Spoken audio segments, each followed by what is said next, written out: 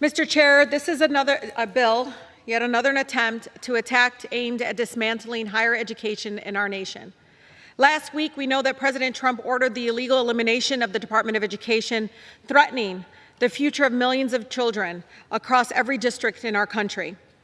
And he's using this threat of cutting off federal funding as a negative approach, very much taking a tool right here to pressure the universities and administrations to submit to his will in violation of freedom of speech for their students. Instead of addressing, Mr. Chair, any of these crises threatening our students in our education system, we're here voting today on a bill that goes after foreign scapegoats instead. We know that President Trump is the biggest threat to our education system in America right now, not someone in North Korea or China. So please, give me a break. I fully support financial transparency at our universities. No one is against that. No one. That's why I'm introducing amendments to this bill to ensure that transparency around our university and the relationships with so-called countries of concern includes countries whose leaders have active arrest warrants issued against them by the International Criminal Court. To include countries actively on trial with the International Court of Justice for violating the Genocide Convention and the Geneva Conventions. I'm calling for transparency, Mr. Chair, around university investments in companies profiting from violations of international law. But my colleagues are not interested, of course, when it comes to that sort of transparency. My colleagues are not interested in holding countries with human rights abuses accountable. They are not interested in voting to uphold international law, Mr. Chair. They are only interested in voting to protect governments like the Israeli government apartheid regime. In fact, many of my colleagues have cheered on expulsion, arrest, deportation of university students, calling for the exact type of transparency and exercising their First Amendment right, Mr. Chair, their constitutional right. You don't have to agree with them, Mr. Chair. No one does. But it's their right. It's their right to, again, express their disagreement with policy and decisions by a foreign government. So, in fact, many of my colleagues, again, continue to say there's transparency for some countries in relationship with universities, but not certain other countries, even if they have an investigation actively with the international court system. So this is not about transparency, as it's claimed.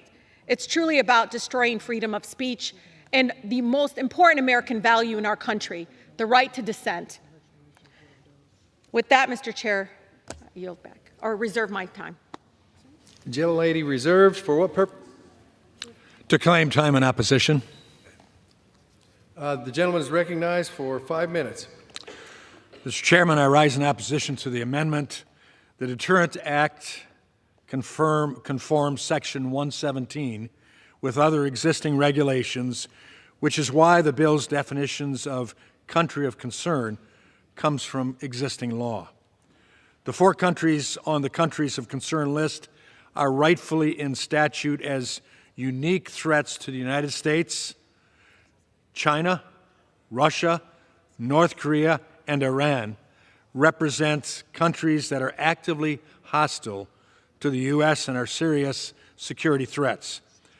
Deterrent ensures that any relationship with these countries are extremely cautious and proactively transparent. In contrast, this amendment attempts to use illegitimate international criminal court to determine what countries are threats to the United States. The people of the United States in majority do not support that. As President Trump has stated, the ICC has baselessly asserted jurisdiction over the United States, and our citizens agree. And its allies like Israel and further abused its power by issuing frivolous arrest warrants. There is no reason to use the ICC to define what countries are actively seeking to harm the United States. We can do that. I oppose this amendment that targets Israel and hurts American interests, and I reserve the balance of my time. Gentleman reserves. The gentlelady from Michigan is recognized. I think countries of concern is perfectly explained in my amendment. This is to say, again, I know for a fact that some of these countries killed American citizens. Some of them are literally openly killing American citizens. And the countries of concern, to explain this is so important, that the International Court of Justice, if there's any violation, again, these are violations to the Geneva Convention and the Genocide Convention. If we're, again, specifically talking about making sure that universities are not, again, engaged in whatever they're calling a so-called threat to our country, why is it that certain countries, again, who are under investigation for violating international law, many of which are under investigation for, war crimes like bombing hospitals and schools and everything. And they're using it in a way that is also violating people's freedom of speech and using, again, some of the resources they have and silencing many university students, especially those, again, that are speaking out against genocide that is happening in Gaza. And so I think it's really important that if we're for transparency, then let's talk about all violations of international law and human rights and all countries, again, countries of interest, to include all of those folks that are, again, have active cases and arrest warrants for the people running their country. You can go back and forth about whether or not you think the ICC is legitimate, but it exists. It exists to prevent what is actually happening right now. And again, I think it's important that if we're going to be consistent about whether or not we're protecting American interest, what about Americans that are being killed by countries of interest that I'm trying to include here?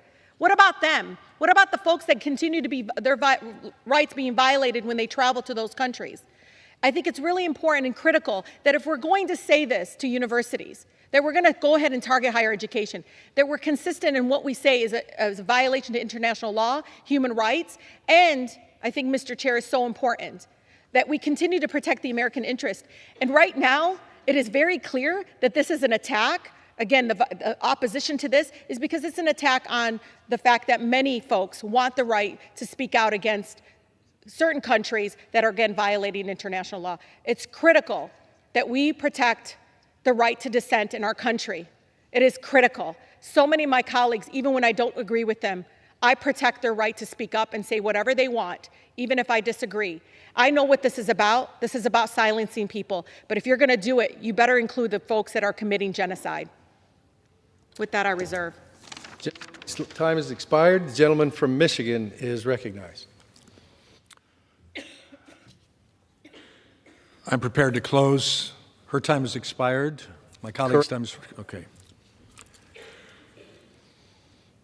Again, this amendment, Mr. Chair, is designed, I believe, to target Israel at a time when it is desperately seeking to defend its citizens against terrorists. I urge my colleagues to oppose this amendment, and I yield back.